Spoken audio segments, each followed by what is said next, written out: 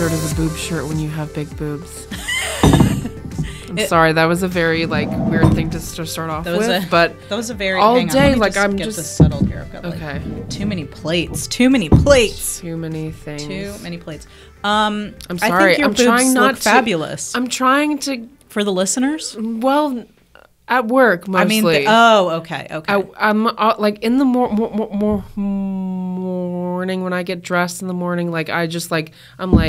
It's all up here. It's great. It looks fine. And then throughout the day, it just gets slowly works its way down. Yeah. And then there was one time when one of my coworkers, a woman came up to me and she was like, and she pulled my shirt up and she was like, I love them, but. Mm-mm. Good Lord. Do you work on the prairie? Why does anyone care? Well, I mean, it's I have giant boobs. And so if there's cleavage, it's 5 inches of cleavage. It's not just a little bit. I feel like I've told this story on the other podcast, but this is a new podcast. Yeah. So maybe people haven't heard about. Have I told you about the job interview that I went to where my shirt came unbuttoned? where it came unbuttoned during the interview? Unbuttoned. Yes. Yeah, I was wearing a questionable shirt that I felt really confident in. It was this awesome button-up shirt. Yeah. And it had ruffles on it, and it was work businessy, but not but also hey, I'm an artist. So I thought it was really cool. But during the interview for this job, my shirt somehow not just came unbuttoned a couple. It was from the second button to my navel. It was just my bra and everything therein was on display. Oh my God. And I did not realize it until I left the job interview. I was man, I killed that. He was hanging on my every word. And I walked out. And I was wow, there's was he so looking drafty. At your, no, to his credit.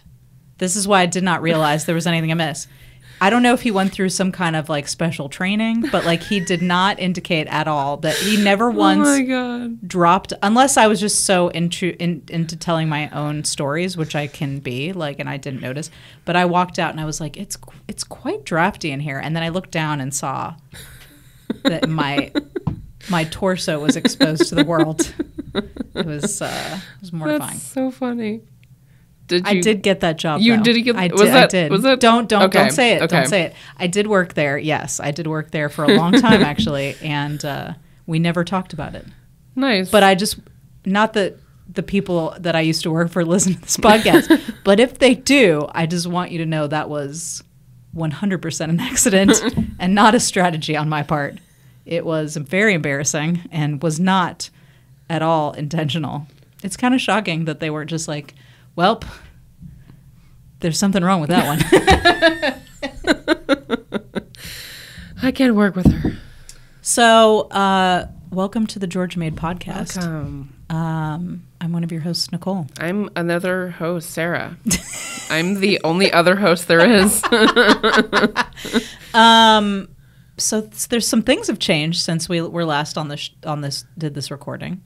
What things have changed? Well, I got a new job. Oh, right. So I am now teaching editing at the Georgia Film Academy. Yes, congratulations. Thank you. And I'm teaching at Pinewood Studios, which is the big studio where Chris Pine lives. Right. That's where Chris Pine lives. Yes. And sometimes they'll bring Jeff Bridges around, and Chris Pine will just stand around him in whatever room he's in. That face he was making, that's the happiest face I've ever seen in my entire life. No, Pinewood Studios is a big studio south of the city. It's actually quite far. It takes me 45 minutes to get to work every morning, which I know is not a big deal in Atlanta, but I'm used to driving around the city, and so it never takes me more than 15 or 20 minutes to get anywhere. Anyway, so it's south of the city. All the recent Marvel films have been made there, so Captain America and Avengers Infinity War and blah, blah, all this stuff. Spider-Man Homecoming. I think they did the wrap party for Spider-Man Homecoming at the cafeteria where I eat every day. Nice. Well, not every day. I'm not there every day. I'm only teaching 2 classes. But anyway, so it's pretty cool. So it's a great job for me. I have a captive audience that has to listen to me talk about editing for 6 hours. I can't tell if that's like you like that And or then I you zoned sound out. No, I'm just kidding. really I'm just bored. kidding. No, You're no. like, that sounds awful. No, I just I think you're a great speaker and you're a Well, thank great you. teacher. You've taught me a lot. Oh, stop it. You've made it so I don't have to go to film school, which I appreciate. You're welcome. It's far too expensive. I have regrets. Oh no, but you I have financial regrets. I don't have creative but regrets. you've imparted your knowledge onto so many people. Though I think it was worth it. I think maybe if we could all like help you pay back your student loans. I'm taking donations if you want to PayPal me. If everyone in Georgia PayPals me $5, I might be able to pay off my student loans before I die. Oh my gosh. Yeah, so I started a new job. Of course, I'm still editing as well and doing voiceover work and stuff, but this is a new thing. And you went to Paris. I did go to Paris.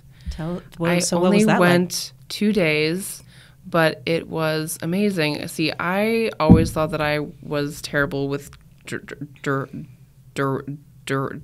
directions. Like I've had issues in it, like even in Atlanta with taking MARTA and walking around downtown and stuff. And I was like, if I can't find my way in Atlanta, how am I supposed to find my way in Paris? But it's so much easier in Paris for some reason. I don't know why. Well, because everything's in French. No, I'm just kidding. I mean, the way things are designed, like for me, I do better with, what's it called? Like when you... Grid system? Are they on a grid system? They're not on a grid system. That's the thing, is that... Not that Atlanta's on a grid system. it's like a series of spirals. Spirals? And so That sounds yeah. so confusing. And if that's wrong, then I apologize, Paris, but they're called arrondissements. And there's like a bunch of them. And what is it called when you get directions by looking at things? When you look at a map?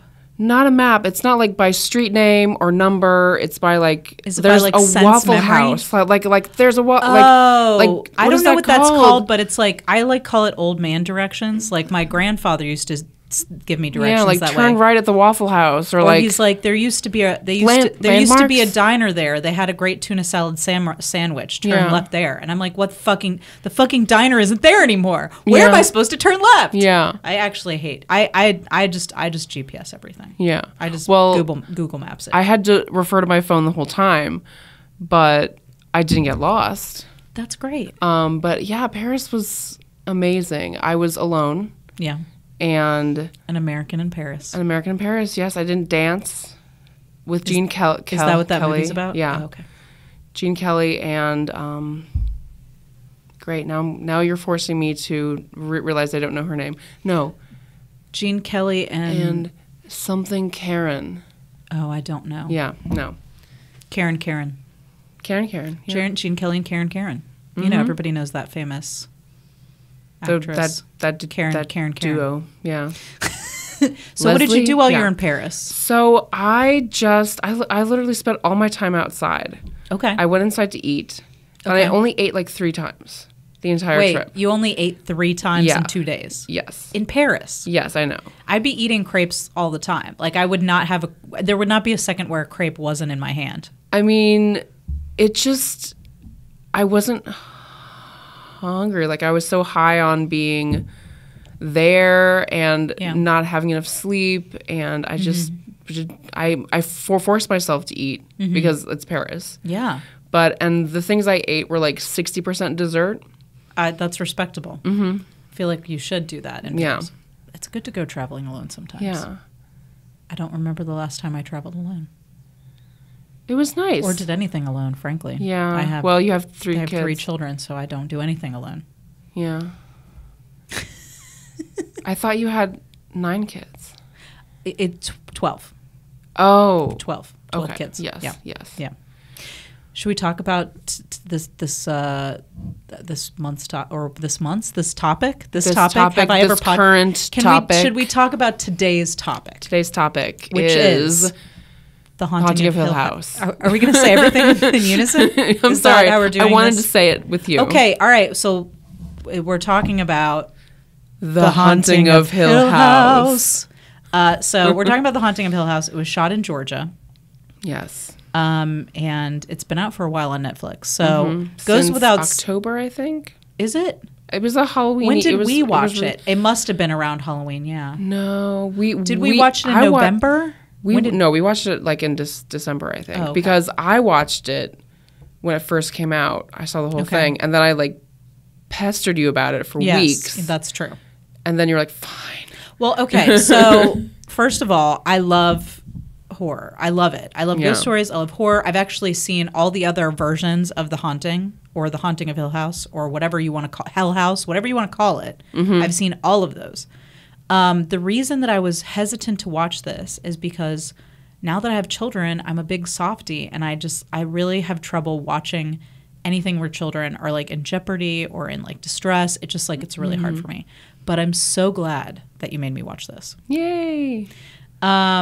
Yeah. So if it goes without saying, this is going to be a spoilery conversation. So if you don't want to be spoiled, turn it off now. Go watch Haunting of Hill House. Come back, and the first thing that you should do, without even sleeping or eating, is listen to this episode. Yes, the very first thing. So we're going to talk about The Haunting of Hill House. And I think I just wrote down, we're not going to go through every episode. That would take a very long time. So I think we're just going to go through, we've each written down a couple of like things that we just, high points of things that we really want to talk about. And I think that's what we're going to do. Correct. So do you want to go first? Should we flip a coin? How does this work? I wanted to talk about characters. Okay. Because this show has when I come up with characters and when I come up with a story, I like get really detailed and like make like lists of like traits and stuff. And this feels like that kind of thing. Like, so someone sat down and was like, this character means this. Yeah, they're very extensive. They're well developed, and they do also. I don't want to say they serve a symbolic purpose because then that makes it more like an allegory. I think there are aspects of this show that are like an allegory, but the characters are very human. Yes, and very relatable. Yeah, and I feel like there's not a single character, even the minor characters. Not a single one of them is like shallow. They are detailed, they are fleshed out, and they have a full, rich history. All of them, every single one of them. I cannot think of a character, unless you're talking about like whoever that lawyer is that he has that argument with when they're talking about going on the stand or whatever. Right. I mean, even that guy's got a strong point of view, I guess. But like, pretty much like even the supporting characters are very like fleshed out. Yeah. Okay. Well, so what do you want to? So the main characters are the Cranes, right? And there are 5 kids and 2 parents. There's Steve, and he became a horror author, and I thought of each character in terms of how they deal with grief. Okay. Cool. Because I feel like the show definitely has got grief is one of my things I wanted to talk about. Yeah, a lot of the show is about grief and how you deal with grief. And I think that Steve represents dealing with grief in an opportunistic way. Interesting. I have some thoughts about that, but let's go ahead. No. You start. You say your what do you want to expand on that? Well, further? Like he wrote books. He wrote one book in particular about the summer the family spent in that house and what happened. And even though he didn't believe what happened, he used everyone else's stories to sell books. And so that's like that's like he took his grief of his mom dying and used it to make money, basically. Interesting. I would argue, if we're looking at the characters in this way, that Steve represents someone who deals with grief through denial or distancing themselves. Because, I think the writing the book and the money, I think that's a symptom of the denial. Yes. And like not being able to, and I just now thought of this, but in the very first episode when his dad comes in the past, so we haven't, I don't think we're going to cover the plot in detail Yeah. because I'm going to assume you've seen the show, those of you that are listening. But of course, we're jumping between the present and the past, right? Mm-hmm. The summer or whatever they spent at the house when they were kids, Right. and then now that they're adults. Yes. So when his dad in the past, of course, comes to the room the night that they leave the house for good, and he says, "Shut your eyes, Steve. Don't look. Don't whatever you do, don't look." And of course, he doesn't listen, which is a total Steve thing to do. Steve is such a dick. Like, Big dick. what a brave choice to have the first episode be about the most unlikable character on the Yeah. show. Yeah. Anyway, But I digress. You don't realize how unlikable he is until you start meeting the rest of the characters. That's true, but I did he seemed off-putting Yeah. right away. Like Yeah. right away I was like, this guy seems like a dick. Yeah. But I feel like Steve really has his eyes shut all the time. Yeah. He doesn't see what's right in front of him. He doesn't listen to anyone else. And I think that his way of dealing with the incredibly traumatic experience of his mother dying and his father losing custody of them, because I was really confused the first time I watched as to whether his dad chose to let them live somewhere Right. else or whether it was against his will. And today when I was like kind of going through and I wanted to go back and revisit a couple of scenes, the scene where his father, and when Steve is a young boy, and it's after they've left the house, and his dad is basically like, "I'm not letting my kids get on the stand," and Steve is there with him. On the way home, Steve is like, "What if you lose the case?" Or what if you lose this case? And he said, "I won't." And he's like, "Are we really going to have to go live with our aunt?" So I think what Okay, happens is yeah. I think he did lose custody of them Yeah. because everybody thought he was crazy for saying the house Right. killed his wife. Yeah. And so I don't think it was his choice for the kids to go live somewhere else. Yeah. And that makes sense given what we know about that character, that he wouldn't just abandon his kids. Right. Anyway, this experience of like losing his mother and his father being taken away from him also, I think his response to that was to, distance himself emotionally.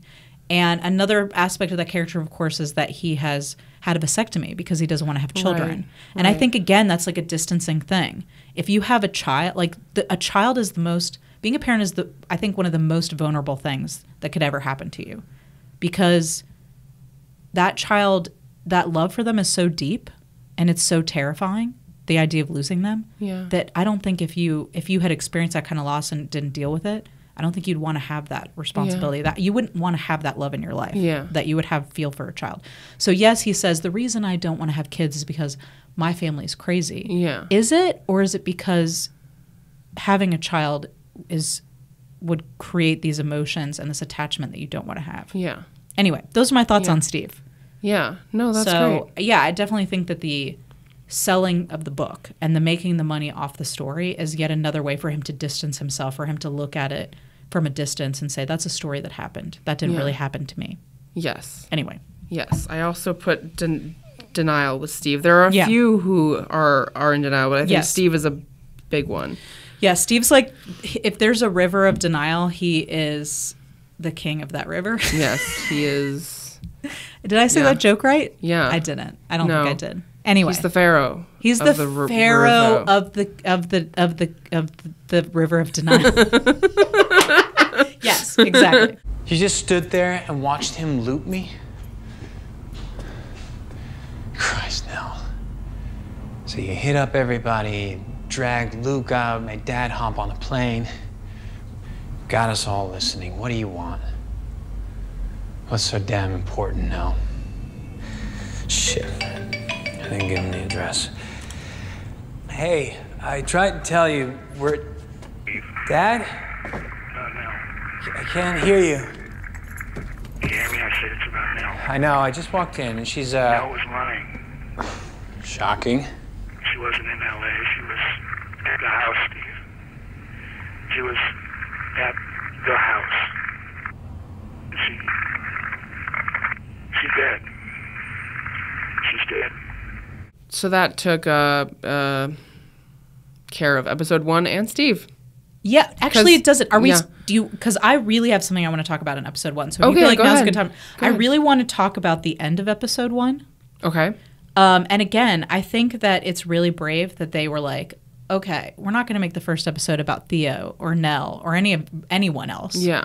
But Steve, the biggest dick on this show, like And the biggest denier. Yeah. He is really hard to like. And from the beginning, I felt like I don't know if I can get on board with this guy. And although I really liked the show from the beginning, I didn't feel like, oh my God, I got to keep watching until the last like 3 minutes of the show. Right. So like after and again, like Steve's not a bad guy. Like he's doing his best under difficult circumstances. Like his brother shows up, he's got his fucking iPad. It looks like his addict brother is like looted his house, and he doesn't yell at him. He's just like, hey, here's $200. I need the iPad. You can keep the camera.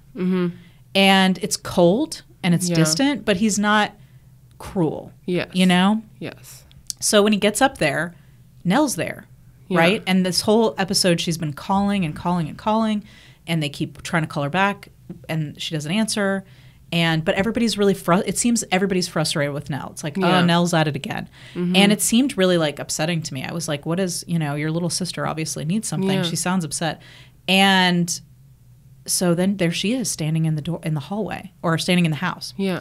And as soon as she was there, I was like, there's something wrong. There's something wrong about this. And when he gets that phone call, and of course the episode is called Steve Sees a Ghost. And the whole time he's been telling people, I've never seen a ghost. I don't believe in them. They're not real. And then the first ghost, well, it's not the first ghost he sees, but we find that out later. Right. But the first ghost that he knows of that he's seen is his dead sister. And the way she looks at him, she just wants to talk to him so badly, and she can't speak. Yeah. And he's just talking at her. Yeah. And she's just mute. Yeah. And then he gets that phone call from his dad telling him that Nell has died. Yeah. And he turns around and there she is, like inches from his face. It was amazing. Yeah. And it's giving me the chills just talking about it. And also it was like heart-wrenching. Yeah. Like I felt so much. Because she wasn't trying to scare him. Like there was no like, because in most horror films it's like a jump scare. It's like this person is evil or this person is like, they're just scary. She had a look of grief. She was sad and lonely. Sad. Yeah. She wanted help, which is what she wanted in life. She wanted help, and she was there. It felt like, there are a lot of ways you could read it. Maybe she's there to say sorry. Maybe she's there to ask for help. It felt like she was asking for help. Yeah. And that's how he took it too. Yeah. And he just like falls on the ground, and that's the end of the first episode. Yeah. And he's just like gobsmacked that he's seen a ghost and that it's his sister. But then he proceeds in the next 9 episodes to pretend that didn't happen and deny. Oh, absolutely. He doesn't tell anyone about it. But that's his way of dealing with grief. Mm-hmm. So it makes sense. Anyway, the end of that episode, that was it. I was hook, line, and sinker. They had me. I was going to keep watching. Yeah. Me too. Yeah. So I think that takes care of that. I mean, I'm sure there are things that we'll refer to in the first episode, but it's funny how each episode is kind of about a character. So that might end up causing us to talk about each episode anyway. So the next episode is about the next character, Shirley, who how I believe she deals with grief is she is a builder. She's a fixer. I feel like she's a fixer. Yeah. And she is a funeral home director and also what is that person called? She's a mortician. Mortician. Yeah, so she prepares the body. She is there on the day of the funeral. She helps she seems like she really tries to help the clients even when they can't afford the kind of funeral that they want for their loved one. She's there and, giving them discounts when maybe the business isn't doing so well. And she runs it with her husband. Yes. Yeah. Yeah. Who's keeping a secret from her. Yes. About. Yeah. Those kids were great. All the kid actors in the show were phenomenal. Yes. But I also thought that her children were really good as well. Me too. I think Shirley's a fixer. Yeah. And they're quite clear about that. And that after her mother dies, which is like a really... And I feel for Shirley. She's another character that can be really hard to like at times. Yes. Very hard for me to like her at times, yes. But I feel like I relate to Shirley because I think that's how I deal with grief and pain, is that I want to fix it. Like, I want to try to fix things. Yeah. And that's what she does. She made a whole career out of trying to fix other people's grief. Yeah. And that scene after her mother dies and she's at her mom's funeral and she doesn't want to walk up to the casket and they're flashing back between that and her helping a little boy who doesn't want to go up and face his mom. By the way, open caskets, no. Yeah. Oh, no. it's the worst. Like, I don't want to see wouldn't the person I love no. that way. I Yeah. really don't. It doesn't Yeah. help me say goodbye. No. I have like this memory of my grandmother who raised us.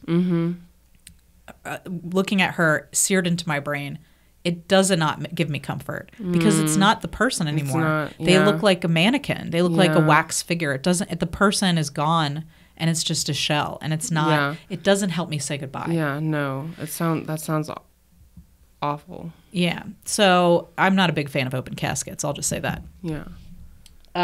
But yeah, the funeral director walks her up to the casket, and her mother's there, and she's like, "You fixed her," and she Yeah. just like keeps saying it over and over again. And that's when she knows that that's what she wants to do, and that's what she wants to do, I guess, with her grief, with how she lost her mom. And that's what she does with her sister too. Yeah. She wants to fix Nell. Yeah. Of course, Nell, we've already mentioned Nell dies. We'll get a little bit more into what happened to her, but she, in what I imagine is like an unbelievable feat of strength. I don't know how you could do this. Like, I don't even like it when someone I love like gets a paper cut. You know, like I feel very empathetic when one of my kids like sprains a knee. I'm like not the person you want to be around to doctor you. Okay. Like I just like don't want to look at blood. I can't deal with another person's pain. It's like, it's too hard. But she like she prepares the body. She's like, her sister's been autopsied. She's like pulling organs out of her body cavity. Yeah. It's like intense. Yeah. Putting all the makeup on her, doing her hair. Yeah. Preparing her to fix her. She's Yeah. trying to fix her. Yeah.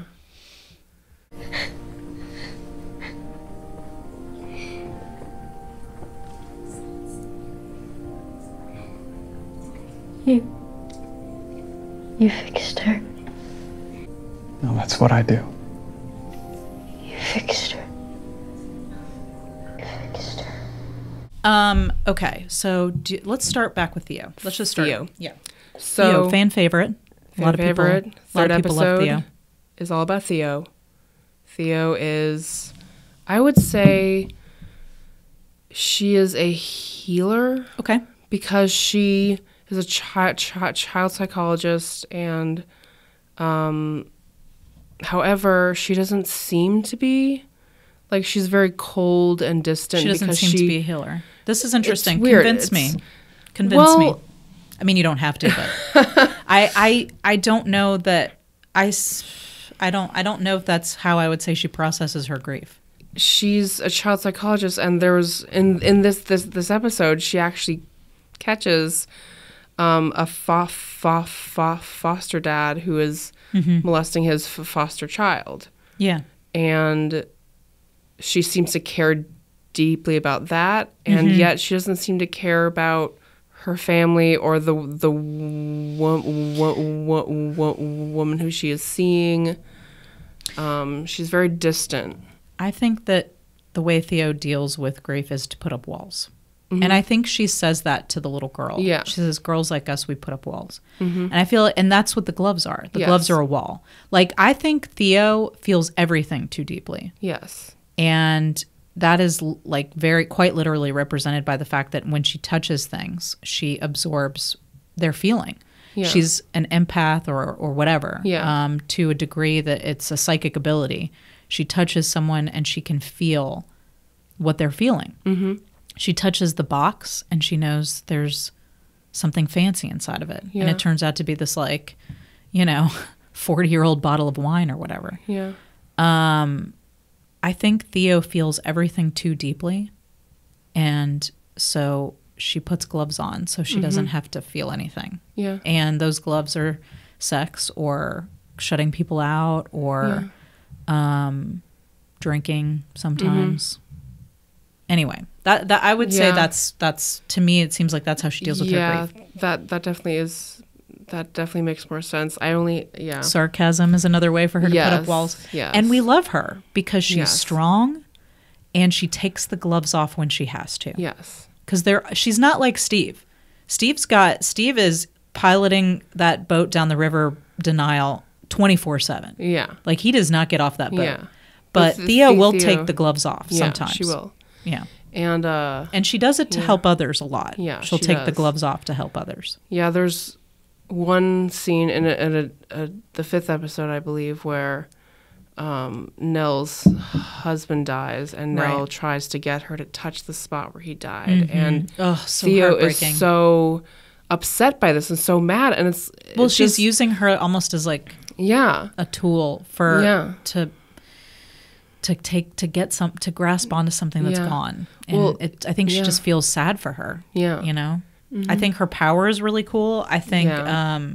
I think that the ability to touch something and know what it is or have a sense about it, and the way that she touches, like when they do the episode with the dumbwaiter, and she can touch the micro, like the what is that? What did the? And it's like some kind of amplifier. something phone. Well, yeah, it's like a tin can phone basically, that you can shout into from upstairs. But she touches it and she knows, oh, it's something. It's used for talking. Yeah, It's like an intercom Yeah. inside the house, and that's what a neat character trait. Like I've just never seen that ability really used before on screen. I mean, there's some like Rogue, the character Rogue from like X-Men has similar. She like absorbs the powers of other mutants, and so she wears gloves as well. So that reminds me a little bit of that. But I really thought that was cool that she had that ability. yeah. And I her think- mom realizes that she has it really young and is the one Yeah. who gives her the gloves. Yeah. She's the one who teaches her how to build the wall so that she doesn't Yeah. feelings about Yeah, things. And her mom can, as we learn in like the 9th episode, I believe, that she can make things happen with her emotions. Like her emotions cause things to happen. Like when her dad died and she felt grief, she made it rain rocks. You know, I forgot about that. And you know what it reminds me of? Have you ever read the book Carrie or No. seen the movie Carrie? I've seen Carrie, yes. So in the book, and also they filmed a scene for it. And I think we talked about this when we were watching The Haunting of Hill House. Carrie, she has telekinesis, and she at one point gets so upset. Her mother, she's being abused by her mother for an incident that happens where she sees like a neighbor girl like sunbathing topless, and she is so upset by the abuse that the whole neighborhood gets pelted with these tiny pebbles. And at the end of the film, those pebbles turn into great big boulders that destroy her house. And the part where the boulders fall through the ceiling is still in the movie, but they cut the part at the beginning because they just didn't like the way that it looked. It just didn't turn out quite the way they wanted. So it really, I think it was, and I also wonder, like Steve, his name being Steve, like, is that a callback to like Stephen King? Anyway, I just think there's a lot of callbacks to Stephen King in this show, and The Rocks is a real big one. Yeah. Yeah.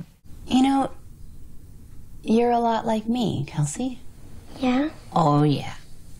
See, when I was little, I was afraid of a lot of things. They didn't have to be, though. They were all in my head. I just didn't know that yet. It's kids like us who've been through more than other kids. We're tougher than other kids. We make ourselves really safe. And no one ever gets in.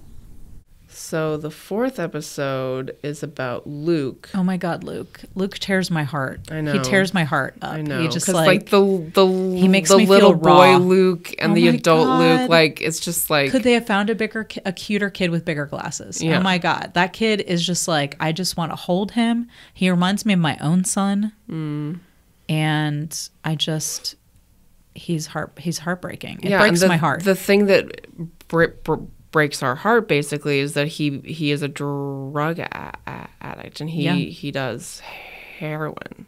Right. So it's not the cute kind of drugs. No, It's like the kill you drugs. And- And he's in and out of rehab. yeah, and while Steve, denies and surely fixes and Theo builds walls, I think that Luke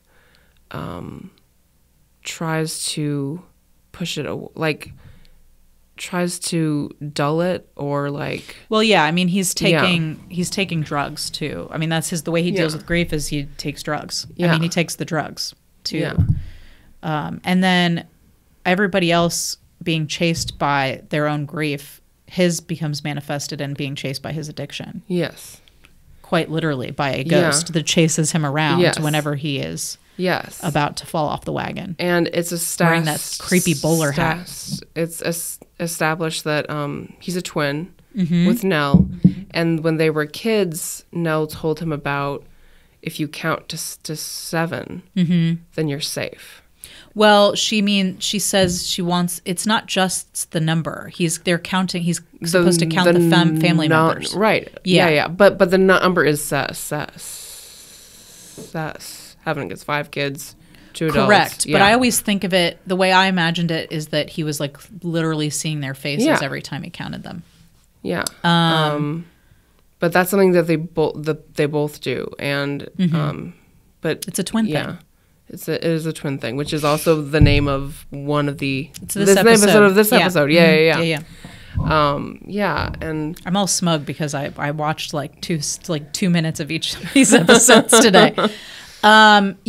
Luke is heartbreaking, and this show in a lot of ways made me confront something that is really difficult for me, which is the idea that as a parent, like what you do and the choices you make will just fuck up your kids for life. And they start out as these sweet, innocent, beautiful children, and then they grow up to be these fucked up adults, and it's all your fault. And it's so heartbreaking. And I feel like this show helped me work through that a little bit. Not that it like fixed it, but like it's definitely a thing I think about a lot. And one of the things I think that would be most devastating for me as a parent, because I'm a fixer, is it would be really hard for me if one of my children was addicted to drugs. I mean, you just can't fix it. You cannot fix it.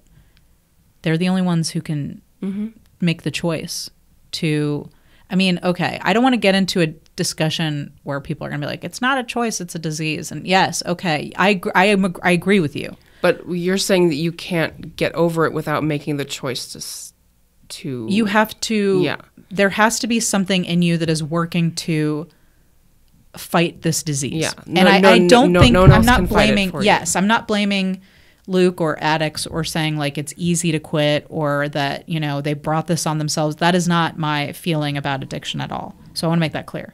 But I do think that a person in your family, your mother or your sister, you can't get sober for someone else. Yes. I think, and I've never been through this, so I'm speaking from an outsider's perspective, but it seems like with any change, it has to be done. You have to be doing it for yourself. It has to come from within. Right. And so as a parent who loves their child deeply and wants them to be happy, and the biological instinct of like wanting your child to survive and drugs being a thing that can kill them at any time, I would want to fix it, and you can't. And so that's really hard for me.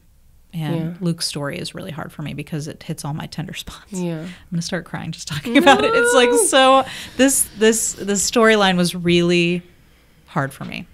Luke. Yeah. I just wanted to wrap him up in a blanket and like, you know, give him some hot cocoa and just like, I want to make everything better, you know? I'm so sorry. I couldn't help her. I couldn't help her. And I'm so cold. My arms and legs are so stiff. It's like withdrawal, but I didn't use. Nell's dead. How? It was suicide. It wasn't. The character that spoke to me most was Nell, actually, and that's the next episode, the bent neck lady. Yeah. Which I watched a lot of that today because that was an important episode. Yeah, and it's such a beautiful episode that follows basically her story and how she, you know, was having issues with not night terrors, I'm sorry. Like sleep paralysis. Sleep paralysis, which I have. You do? Yeah. How did I not know that? I told you I know- while we were watching the episode. Yeah, I'm sorry. It's okay. Did. God, that's fucking terrifying. Yeah. And I also have mental illness issues like Nell has, like depression and stuff like that. And for me, the whole bent neck lady thing where this is a big Oh yeah, this is a huge spoiler. But if you're still basically- listening, fucking turn it off. Turn it off. Nell is the bent neck lady, and she, which is who she saw when she was a kid in the house. And That's the ghost she's been haunted by. the ghost she's been her haunted. whole life, ever Yeah. since that house. Yeah. And then that is the person who led her back there, and then she actually, I don't think she killed herself, but the house killed her by hanging her. Her mother killed her. Right. It Yes. was her mother. Her mother, of course, who's been manipulated by the house. Yes. But yes, it was her mother who pushed her. Yes. Well, she slips. It's a whole thing. Yeah. Yeah, she's been literally haunted by her own death, by her Yeah. own suicide. Yeah. If you want to look at it that way, it's like. Anyway, I'll let you. Yeah. You're going. I don't want to stop you. So the reason she speaks to me is because, and I'm just going to be perfectly honest, because this is, I don't believe in, I'm sorry.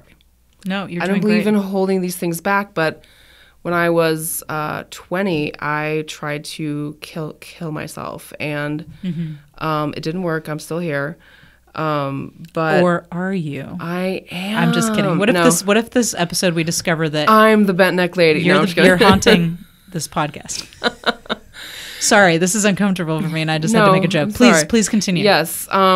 So when I was, before I was on the right meds, I would just constantly have this suicidal ideation and this fear that would be how I would go one day. And I still, in the back of my head, have this lingering fear that, a missed dose or like something going wrong, like my parents dying or, something like that would lead me to that again. And Yeah. it's Nell's storyline is so powerful because I feel like I too saw this possible death like for years and was kind of like tormented by it. Yeah. And I think that's what she represents is like your own worst enemy is yourself and your own mind sometimes. Yeah, and that her grief and depression and her mental illness is the thing that's chasing her. Yeah. And she keeps trying to escape it. And, she has this beautiful life. She gets married. She meets somebody who's trying to help her with the sleep paralysis. He's He's puts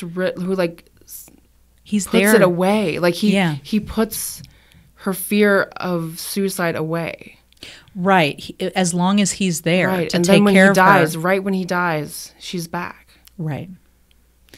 And it triggers something that really spirals out of control for her. And she ends up back at the house. Yeah. And it's so intense. Yeah, I'm sorry, Nicole. No. I think it's really brave of you to be, as always, not just on this show, but always so honest about your mental health journey and the vulnerability that you feel every day that you live with this thing, and you have a very full life, and this is something that is scary for you, and and I think it's really powerful and brave of you to share that. Yeah, so Nell, I think, is a really a character that we really feel a lot for. Yeah. And I personally, again, I feel, and she's the sweet little girl. And again, the idea that your child would be just like racked with this, this kind of grief and this thing that they're fighting, that they're losing this battle, that would be really difficult for me to watch as well. Yeah. And her dad is just, he has been trying to protect them and protect her, and it's so hard for him when he can't do it. Yeah. Oh my God. I'm going to save something that just popped into my head, but because I just want to talk about episode 6. Like, I just want to talk about that episode. I just want to talk about it.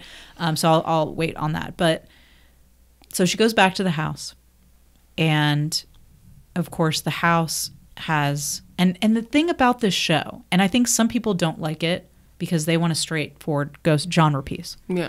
And this show, you're not always sure, like, is this a ghost thing or is this like a metaphor? And I love that. Yeah, me too. That's what I love about the show.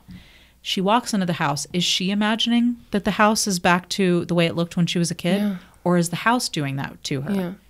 It could go either way. But she gets there, and her family is there. Mm-hmm.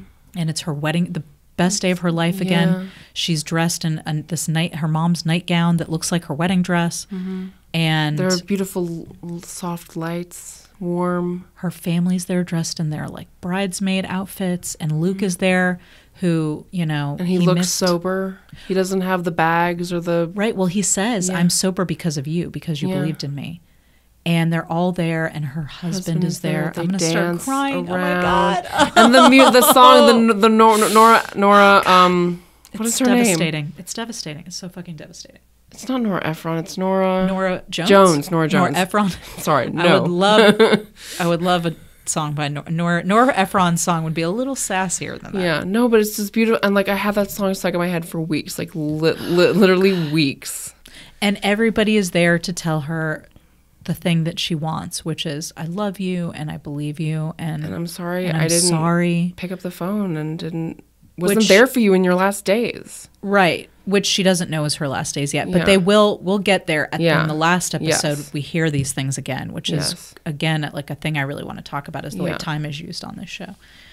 And she's dancing, and this tea party. This is the first time we really get a look at the tea party they've been talking about. Yeah. And her mom takes her upstairs. They go to have this tea party, which Luke has alluded to. Yes. He's alluded to the tea party in the Red Room. Mm-hmm. And we know that happened the last night they were there.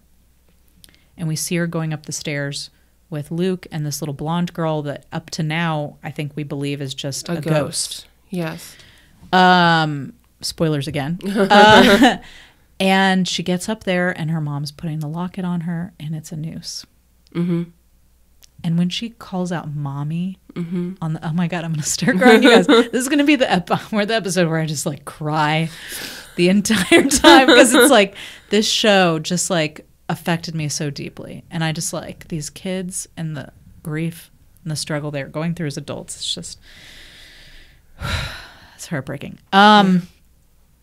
Yeah. And when all right, you take over. I can't speak. Okay. I can't speak. When she actually, this is the part Nicole probably hates even more, but when she actually falls, that's when we realize that she's the bent neck lady, is that she falls into all the different scenes where the bent neck lady appears. And that was hanging bodies is one of my bugaboos. Like when I'm watching a movie and I see a hanging body, it's just like, it's hard for me to get that out of my head. I just can't. Yeah. And then she just falls through time. Falls through time. It's mind blowing. Yeah, it was amazing. Tell me what's inside your locket. You know what's inside my locket. I am. You are. Can I have a locket like that someday? You can hold on to it tonight, and when you're older, I'll give you this one. That exact one? This exact one. So I guess that's going to wrap it up for today's episode. I did want to mention that we are now on Spotify. Ooh. We are on Stitcher. We are on Apple Podcasts. We are on TuneIn, and any of the ancillary podcast apps that pull from those sites. Like I think a lot of different podcast apps pull from iTunes. So please subscribe to the show. Check it. We'll be releasing a new episode every other week. If we break this into 2, I'll probably release them back to back, so you'll get a double dose. Also,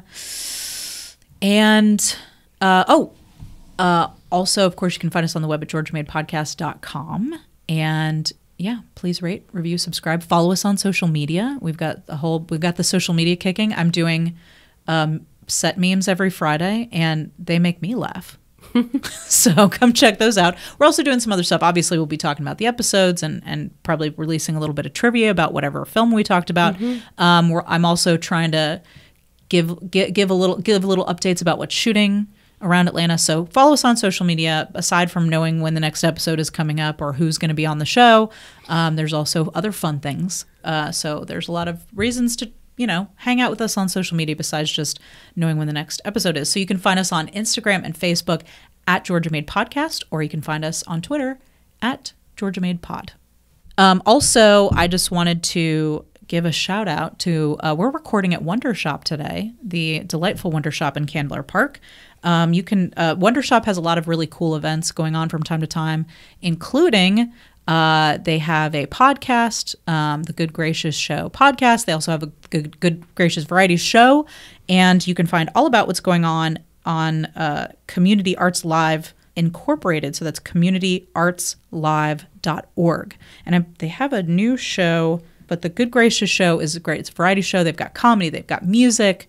Looks like the next one is Saturday, February 9th. So when the show comes out, you will still have an opportunity to check it out. So that again, that's and if you're looking for that's communityartslive.org. Check it out. You can get your tickets to the Good Gracious Variety Show on February 9th, and you can check out what's going on at Wonder Shop, which is a great space. It's awesome. It's awesome, and we love recording here. A place to have. And there's several groups that are running different things here. There's like a kids storyteller group, I think, that meets here. We of course also do Critical Crop Top Media. We do our writers group here. So yeah, check it out. Wonder Shop and Good Gracious Show. I think that's going to wrap it up for today. I've enjoyed talking about the show with you. And I love this show. And trying to stuff my emotions down as much as possible. She cried so many times. All right, so join us potentially back next week. I think I might break this up into 2 parts. So join us next week when we'll talk about, we'll pick it up where we left off, talking about The Haunting of Hill House. And until then, this has been the Georgia Made Podcast with Sarah Nicole. Smooches.